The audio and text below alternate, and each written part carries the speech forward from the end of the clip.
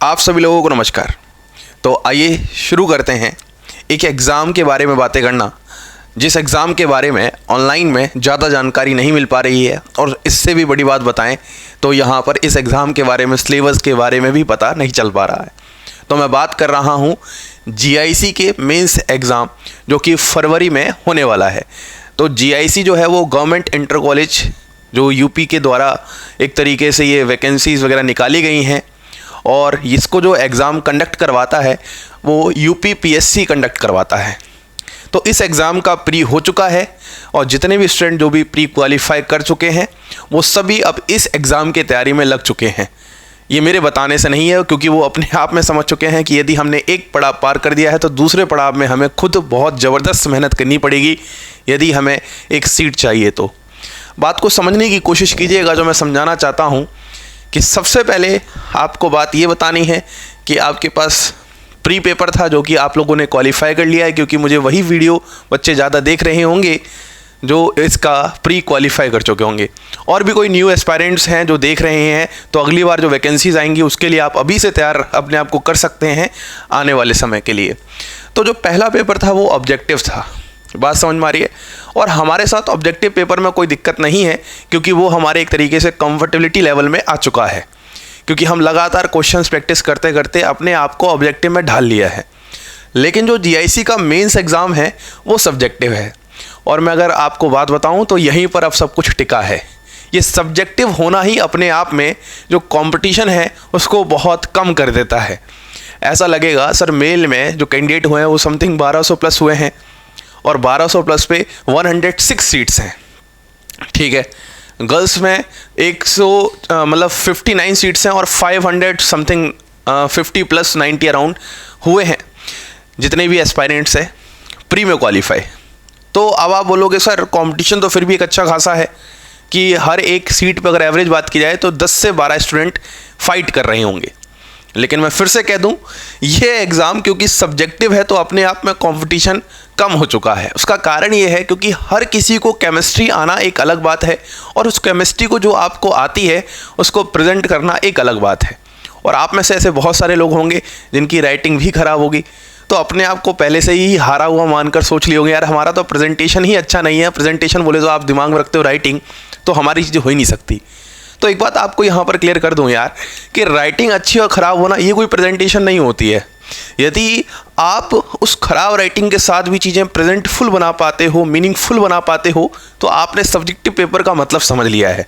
तो यहाँ पर मैं आपको इस वीडियो में वो सारी बातें बताने जा रहा हूँ जो आपको और किसी ऑनलाइन प्लेटफॉर्म पे नहीं मिलने वाली, और एक्सक्लूसिव हमारे इस सुमिस्टर क्लासेस ऑनलाइन प्लेटफॉर्म पर आप लोगों के लिए मिलने वाली है। और आपको मज़ा, मतलब दिल खुश हो जाएगा आपका इस वीडियो को देखकर। और उससे पहले शेयर कर दीजिएगा दबाकर, क्योंकि अगर मैं अपना काम कर रहा हूं और अगर आप मुझसे कुछ और आगे फ्यूचर में चाह रहे हैं तो आप भी अपना काम कीजिए, शेयर कीजिए, बताइए। और सिर्फ अपने ही नहीं, यूपी पीजीटी टीजीटी की जो न्यू वैकेंसीज फिर से आएंगी उन सभी एस्पायरेंट्स के लिए भी बताना स्टार्ट कीजिए। तो आइए काम की बात करते हैं। तो काम की बात तो पहले यही होगी कि भैया मेंस का पेपर सब्जेक्टिव है। इसके आगे बढ़ते हैं कि भैया केमिस्ट्री का पेपर अगर सब्जेक्टिव है तो इसको इस बात से जहाँ थोड़ा सा ध्यान रखना पड़ेगा, इस पेपर में नॉलेज से ज़्यादा रिप्रेजेंटेशन पर सब कुछ टिका है। बिल्कुल सही बात है। अगर आपको चीज़ें रिप्रेजेंट करनी आ जाएंगी तो आप सब्जेक्टिव पेपर का मतलब वहाँ पे निकाल दोगे और वहाँ पर आप मैक्सिमम मार्क्स लाके मेरिट में आ जाओगे और आपका सिलेक्शन हो जाएगा। तो सबसे पहले तो बात आती है कि सर पेपर का पैटर्न क्या है। सबसे पहले इसको ही समझ लेते हैं, क्योंकि अगर हमें सब्जेक्टिव पेपर देना है तो सबसे पहले पेपर के पैटर्न को समझना पड़ेगा। तो आधे लोग दिमाग में सोच रहे होंगे क्या सर ये पेपर बिल्कुल यूपीएससी जो सीएससी केमिस्ट्री का जो होता है पेपर ऑप्शनल उसकी तरह है। तो हम बोलेंगे कुछ कुछ उसकी तरह आप मान सकते हो, लेकिन सिलेबस वो बहुत ज़्यादा होता है, लेकिन ये सिलेबस बहुत ज़्यादा नहीं है।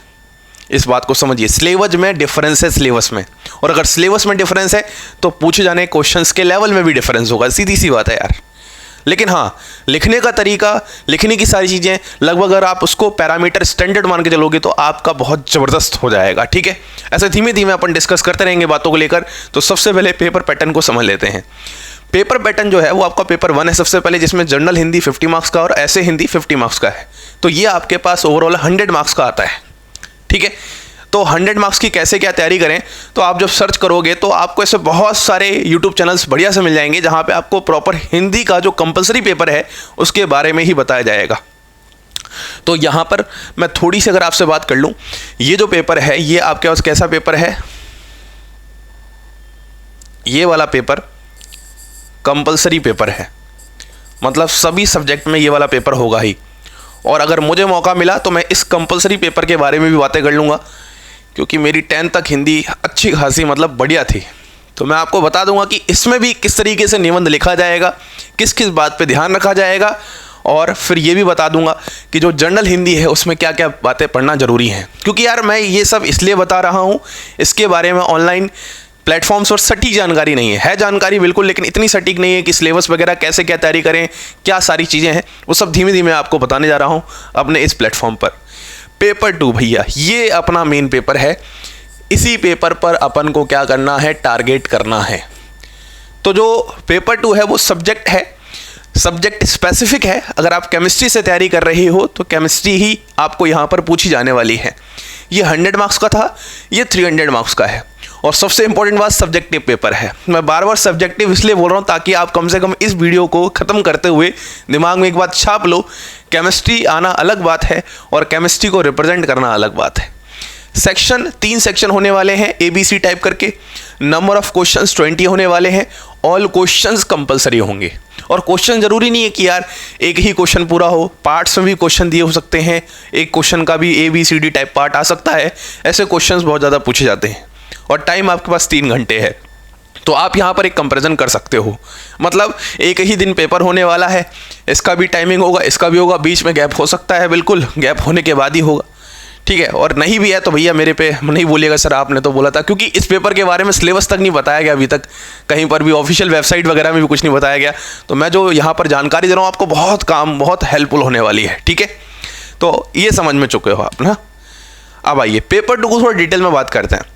देखो आपके इस पेपर 2 जो है उसमें सेक्शन ए में 5 क्वेश्चन आएंगे, जो कि 25 मार्क्स का सभी क्वेश्चन होगा और 250 वर्ड्स लिमिट होगी। इस वर्ड्स लिमिट की बात मैं थोड़ा बाद में करूंगा, इसको क्वेश्चन मार्क लगा देता हूं, पहले आप ये देख लो, ये तो आपको समझ में आ रहा होगा। नंबर ऑफ क्वेश्चन 5 होंगे और ये 15 मार्क्स एवरी क्वेश्चन होंगे, और नंबर ऑफ क्वेश्चन 10 होंगे और ये 10 मार्क्स ईच क्वेश्चन होंगे। तो अराउंड ये पूरा का पूरा पेपर जो है आपका 300 मार्क्स का हो जाएगा, अगर आपने मल्टीप्लाई वगैरह अच्छे से कर लिया होगा, ठीक है। तो यदि ये 300 मार्क्स का हो जाएगा, बात इंपॉर्टेंट ये नहीं है, बात इंपॉर्टेंट यहाँ पर 2 हैं। सबसे पहली बात ये है कि जो ये क्वेश्चंस आएंगे, ये जरूरी नहीं है कि क्वेश्चन पूरा एक इंडिविजुअल क्वेश्चन पूछा जाए, उसमें एक सब पार्ट्स हो सकते हैं। जैसा अभी मैंने बताया था कि फर्स्ट क्वेश्चन है तो ABCD करके सब पार्ट बन सकते हैं, सेकंड क्वेश्चन में भी ABCD करके सब पार्ट्स बन सकते हैं। तो देखने को तो आपको लगेंगे 20 क्वेश्चंस हैं, लेकिन 20 से अगर ज़्यादा वो लाइनें आ जाएँ तो समझ जाइएगा कि हर क्वेश्चन में सब पार्ट्स बनाने की कोशिश की गई है। क्योंकि यहाँ पर जो सब्जेक्टिव पेपर होता है उसमें जो ज़्यादातर मार्किंग होती है वो कैसी होती है, स्टेप मार्किंग होती है। तो स्टेप मार्किंग करने के लिए थोड़ा सा कोशिश ये भी की जाती है क्वेश्चन को थोड़ा सा सब पार्ट्स में बनाया जाए, जिससे चीज़ें बहुत आसान हो जाए। मतलब एक क्वेश्चन में बहुत सारी बातें पूछ ली जाएं तो लिखने वाले को और जो चेक करने वाला है उन दोनों को समझने में बिल्कुल भी दिक्कत ना हो क्या चीज़ें चल रही हैं। अब सवाल आता है सबसे इम्पोर्टेंट, सर वर्ड्स लिमिट क्यों? देखो यार वर्ड्स लिमिट क्यों, आपको ये बात बताने की ज़रूरत नहीं पड़ने वाली मेरे हिसाब से, क्योंकि आप सभी लोगों ने अपनी 6th 7th 8th क्लास में SST सोशल स्टडीज़ भी पढ़ी होगी, आप लोगों ने हिंदी भी पढ़ी होगी, आप लोगों ने इंग्लिश भी पढ़ी होगी। तो आपने जब क्वेश्चंस वगैरह किए होंगे, स्पेशली अगर आपने सोशल स्टडीज़ में क्वेश्चन किए हों तो उसमें आपने very short answer questions, short answer questions, long answer questions वो सब किए होंगे अटैम्प्ट। तो एक्चुअली वही पैटर्न है, क्योंकि ये पेपर थोड़ा सा मेंस है और UPSC लेवल को थोड़ा सा मैच करते हुए चल रहा है। तो ज़्यादातर जो UPSC लेवल का जो लेवल है उसमें वो वर्ड लिमिट्स को इसलिए बताता है ताकि आप लोग क्वालिटी पर ज़्यादा फोकस करो, क्वांटिटी पर फोकस कम करो। एक दिमाग में चीज़ें सेट हो जाती हैं कि भैया 250 वर्ड्स में आपको एक सटीक आंसर लिखना है, एक बढ़िया बात लिखनी है, तो आप वहाँ से सिलेक्शन को क्या करते हो, चुनते हो, सेलेक्ट करते हो और सारे वर्ड्स नहीं लिखते हो जो काम के होते हैं, जो इंपॉर्टेंट होते हैं, जो एक आंसर को मीनिंगफुल बना सकें, रिप्रेजेंटफुल बना सकें, पिक्चरफुल बना सकें, एवरीथिंग वो आप करने की कोशिश करते हो। तो मैं ये कहना चाहता हूँ कि वर्ड्स लिमिट क्यों है, तो सीधा हम बोलेंगे क्वालिटी पर ज़्यादा ध्यान रखिएगा, क्वांटिटी पर कम ध्यान रखिएगा, ये खुद एग्ज़ाम बनाने वाले लोग कहते हैं।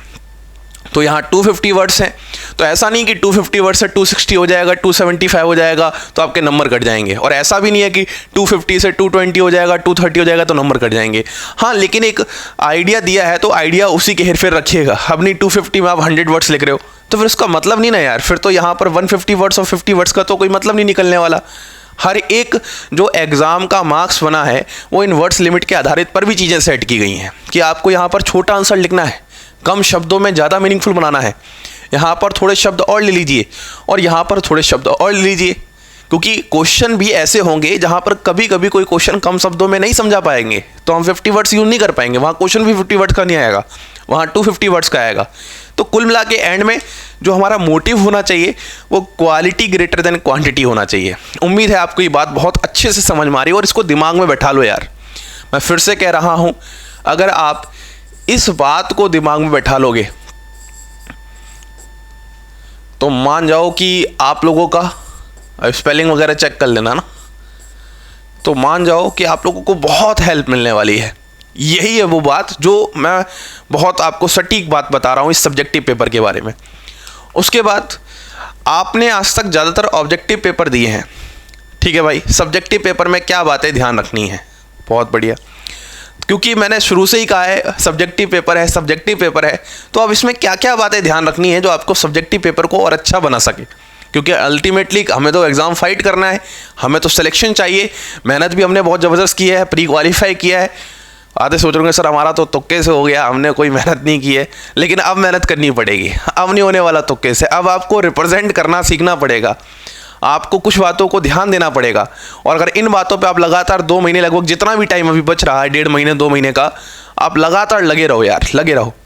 वो कोई ज़रूरी नहीं एग्ज़ाम उसी समय हो जाए, थोड़ा बहुत ऊपर नीचे भी हो सकता है। आपको पता बहुत सारी नई नई तरह की बीमारियाँ चलती रहती हैं, इलेक्शन तो सबसे बड़ी बीमारी अपने देश में, ये इसको भी आपको बहुत अच्छे से पता है। पता नहीं कब वो करवा दिया जाए और कब एग्ज़ाम पीछे करवा दिया जाए। हमारे देश की विडंबना यही सबसे बड़ी बात है, एजुकेशन कहाँ होती है और बाकी सारी चीज़ें कहाँ होती हैं। आप ज़्यादा समझदार हो, ज़्यादा बातें नहीं करेंगे, आइए शुरू करते हैं।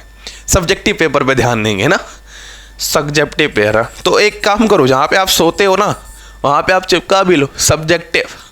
दिमाग में चीज़ें फिट होनी चाहिए।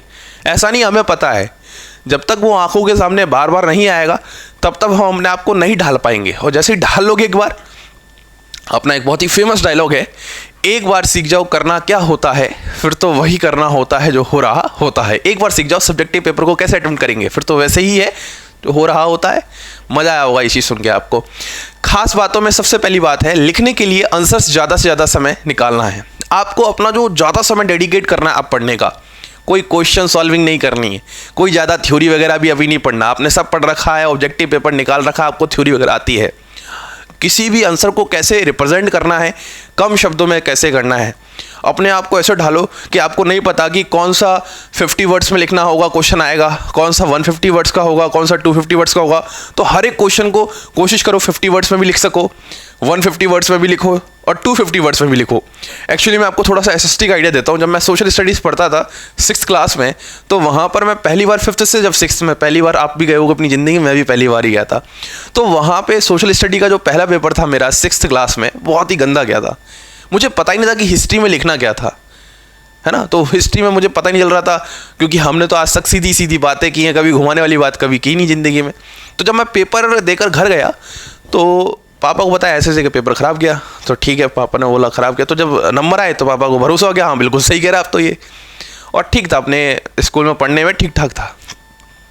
तो पापा ने मुझे समझाया कि बेटा हिस्ट्री का पेपर जब भी अटैम्प्ट करते हैं ना, तो ज़रूरी नहीं है कि जो तुमने जितना सीखा वही उतना ही वहाँ लिखो और कुछ फालतू नहीं लिख सकते। वहाँ पर जो जो तुमने चीज़ें सीखी हैं, खासकर स्पेसिफिक डेट पर फोकस किया करो। उसके बाद किसी राजा वगैरह की कहानी है, कोई मतलब एम्परर टाइप का है, उस पर फोकस किया करो और उसको पॉइंट्स में लिखने की कोशिश करो, है ना। तो तब मुझे समझ में आया, अच्छा लिखना है, मतलब बिना लिखे काम नहीं चलने वाला, तो लिखना है।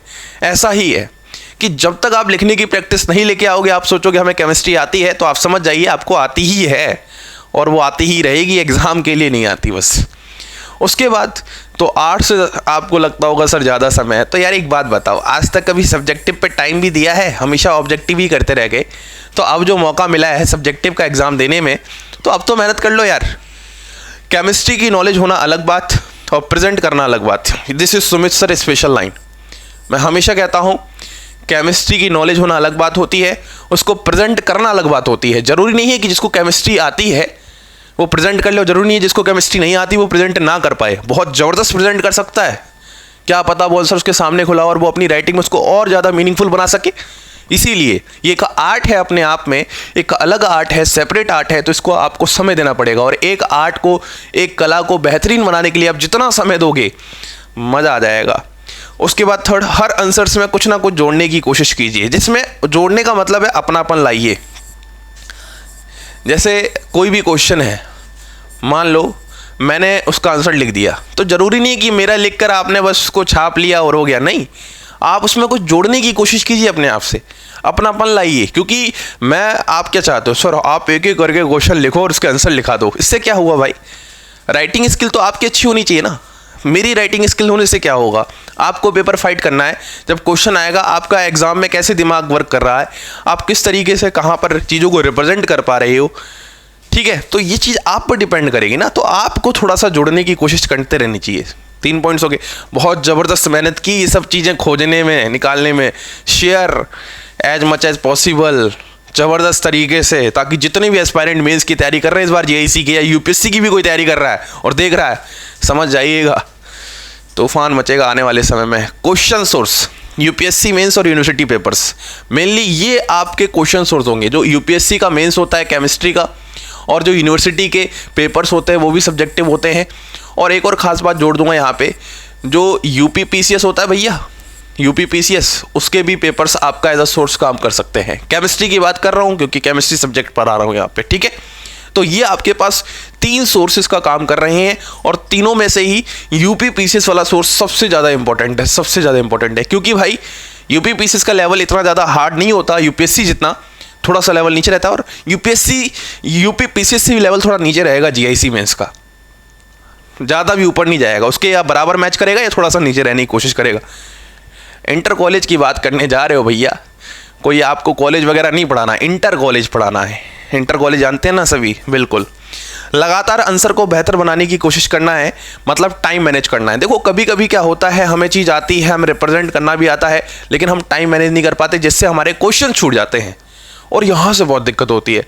और जब क्वेश्चन छूट जाएंगे ना, तो वहाँ से फिर सीधी सी बात है, आप पहले ही पीछे हटके, आपको आता था, प्रेजेंट करना आता था, तो एक कंपटीशन में बने रहने के लिए आना, रिप्रेजेंट करना ये ज़रूरी नहीं है, उससे ज़्यादा भी ज़रूरी है आपको टाइम मैनेज करना, कि उस सीमित समय में 3 घंटे के समय में आपको वो सारे क्वेश्चन भी अटैम्प्ट करने हैं, अगर बढ़िया सा मेरिट में लेके आना है। देखो जस्ट क्वालिफाई तो हर कोई कर देगा, लेकिन जस्ट क्वालिफाई के बाद मेरिट उठती है, और 106 पद है, 106 मेल में और 59 फीमेल में, तो भैया सीधी सी बात है, वहाँ पर आपको मेरिट पे वर्क भी करना पड़ेगा। कहानी भरने से नंबर नहीं मिलने वाला है, टू द पॉइंट और सब्जेक्टिवली पेपर पर ध्यान रखना है। अब सब्जेक्टिवली मैं इसलिए कह रहा हूँ क्योंकि जो पेपर है वो सब्जेक्टिव टाइप का है, तो वो स्टेप मार्किंग होगी, और स्टेप मार्किंग होगी तो इस बात को आपको ध्यान रखना है। उसके बाद सर जी एक क्वेश्चन आप लिख कर दिखा दीजिए, मज़ा ही आ जाएगा। हाँ, आप यही चाह रहे थे बहुत देर से कि सर कुछ बताओ तो, क्या सब्जेक्टिव बता रहे हो, कुछ ऐसा बता दो कि हमें समझ में आ जाए कि किस तरह से प्रेजेंट करें, क्योंकि अभी तक ऑनलाइन में ऐसा कोई नहीं है जो हमें बताया हो इस तरीके के बारे में। मैंने बोला था ना कि वो आपको इस वीडियो में जानकारी मिलेगी जो आपको और कहीं किसी तरीके से नहीं मिल रही। तो मान लीजिए मैं एक क्वेश्चन उठा लेता हूँ यहाँ पर। अब वो क्वेश्चन क्या है, कुछ भी मान लो ऐसे, ये प्रीवियस ईयर में आया हुआ क्वेश्चन है अपने आप में, discuss the mechanism of the following reaction, और आपके पास ये रिएक्शन है ना, ये प्रीवियस ईयर में आया हुआ क्वेश्चन है, रेफरेंस अच्छा खासा सोर्स लिया है मैंने। तो अगर अपन बात करते हैं यहाँ पर इस क्वेश्चन के मैकेनिज्म की, तो इसका अपने आप में एक तरीका होने वाला है, बढ़िया तरीका। अब आपकी बात आ रही होगी सर इसका आंसर बताइए कि इसका आंसर क्या होने वाला है। तो देखिए ज़रा इसका आंसर ध्यान से, कुछ आपको दिखाई दे रहा है, बोलिए।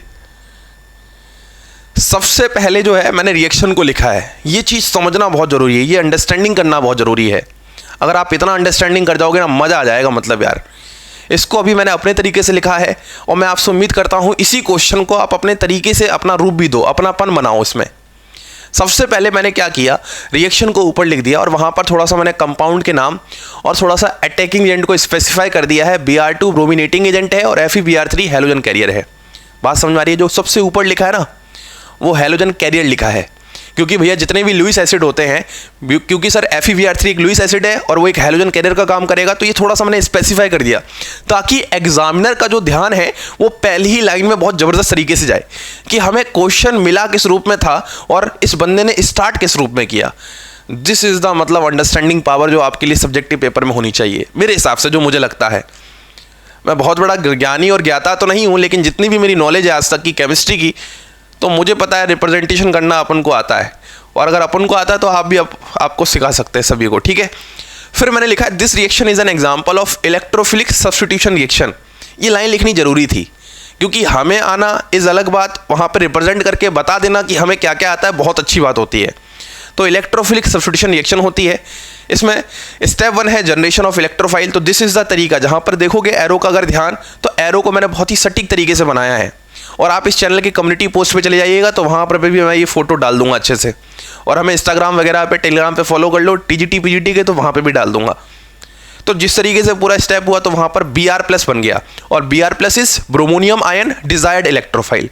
मैंने यहाँ पर ब्रोमोनियम आयन जानबूझ के लिखा है, उसका कारण है सब्जेक्टिव पेपर है भैया, जितना आप रिप्रेजेंटफुल बना सकते हो उतना बना दो।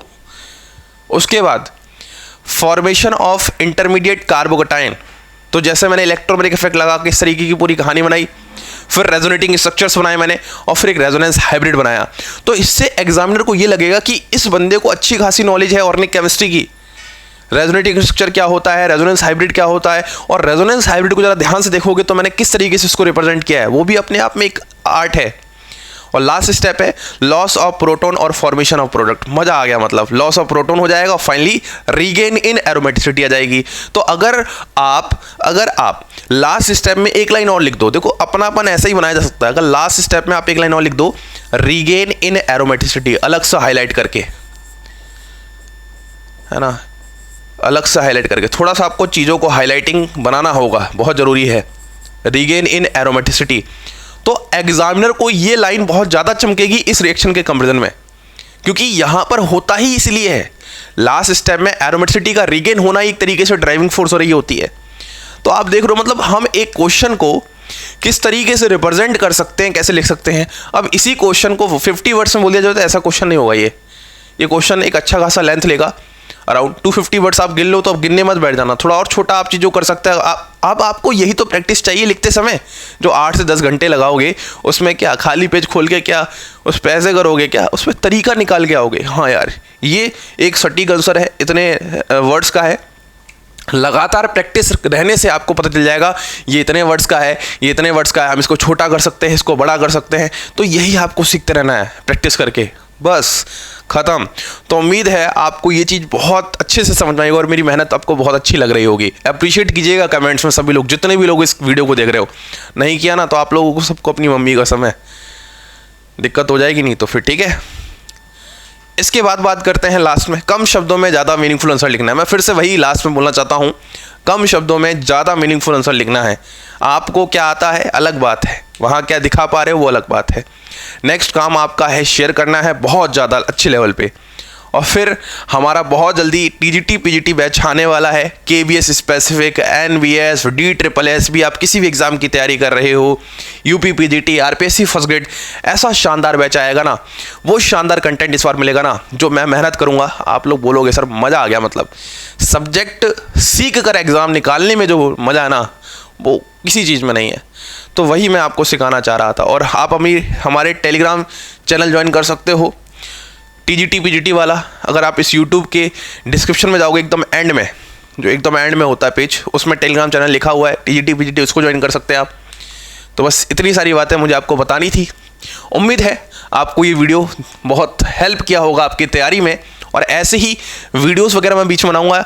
लेकिन आप मुझे कमेंट करके भी सभी बता सकते हैं क्या हमें एक छोटा सा पेड कोर्स लाना चाहिए अफोर्डेबल फीस में फॉर GIC मेंस, ताकि मैं आपको कुछ मेरी जो सजेशंस हैं, जो मैंने इस तरीके से हेल्प की है आपकी, और अच्छे से कर पाऊँ। देखो यार, पेड कोर्स की मैं सीधी सी बात इसलिए कर रहा हूँ क्योंकि मैं प्रतिबद्ध हो पाऊँगा आपके प्रति, और आप लोगों को मैं थोड़ा ही सही क्वालिटी कंटेंट इसी, लेकिन दूंगा एकदम सटीक, जो आपको आपकी राइटिंग स्किल्स में बहुत हेल्प करने वाला है। और मुझे लगता है मेरी राइटिंग स्किल्स ठीक ठाक है और वो आपके बहुत काम आने वाली है। और सबसे इंपॉर्टेंट बात, अगर आपने मेरा पूरा तरीका देखा है, ये जो पीपीटी वगैरह जो मैंने खुद हाथ से लिखी है भाई, जो आप प्रेजेंटेशन की बात कर रहे हो ना यार, वो प्रेजेंटेशन यही होता है कि ज़रा अगर स्टार्टिंग से आप देखोगे, देखो किस तरीके से चीज़ें स्टार्ट की, आप एक एक स्लाइड में गहराई के साथ चीज़ों को देखिएगा, कैसे इस चीज़ को मैंने किया, ठीक है, एक एक स्लाइड को देखिए बढ़िया से। तो दिस इज़ द मतलब मीनिंगफुल एक तरीके से बात जो मैं आप तक पहुंचाना चाह रहा था। आ रही बात समझ में? देखो ये मतलब यार, ये अपना एक थोड़ा सा अलग एक्सट्रीम हिडन टैलेंट कह सकते हो आप सभी लोग। केमिस्ट्री तो अपन पढ़ा ही रहे हैं, ऑर्गेनिक में तो अपन ने चीज़ें आपने देखी होंगी, बहुत सारे लोग जुड़े होंगे ऑलरेडी। तो ये एक तरीका देखो किस तरह से मैं प्रेजेंट कर रहा हूँ स्लाइड्स को, तो ये सब आपके हेल्प आने वाला है, ये सारी चीज़ें। तो बताइएगा मुझे कमेंट करके, सभी लोग ज़्यादा से ज़्यादा लोग जुड़ेंगे तो तब अपन जल्दी से जल्दी स्टार्ट कर पाएंगे। इसी के साथ आप सभी लोगों को धन्यवाद।